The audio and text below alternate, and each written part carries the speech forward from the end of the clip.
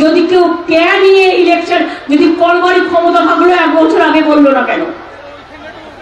2019 সালে আইন পাস হয়েছিল, ইলেকশনের আগে আবার ভাওতা, আর যেই দরখাস্ত করবেন আপনার সব ফ্যাসিলিটি কেটে যাবে, আপনি তখন বাংলাদেশে হিসেবে চিহ্নিত হয়ে যাবেন।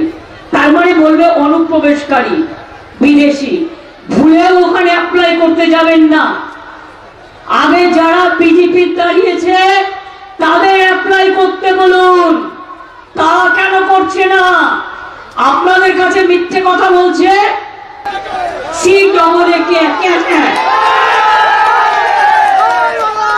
কমিটিটা কি করেছে জানেন? একটা পোস্ট অফিসের লোক, একটা অন্য লোক, আর একটা সেন্সাসের লোক। সেন্সাসের লোক কেন রেখেছে?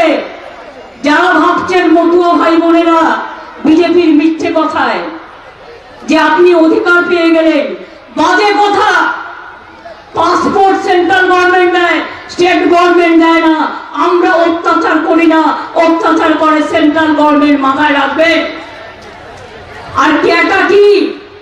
সেন্সাসের মেম্বার রেখে দিয়েছে এই কারণে, ক্যাটা হচ্ছে মাথা আর লেজাটা হচ্ছে এনআরসি। এটা মাথায় রাখবেন, ক্যা করলে আপনি এনআরসিতে পড়ে যাবেন। জিজ্ঞেস করুন না বিজেপির যারা নেতা, তারা কেন ক্যাটে আপিল করছে না?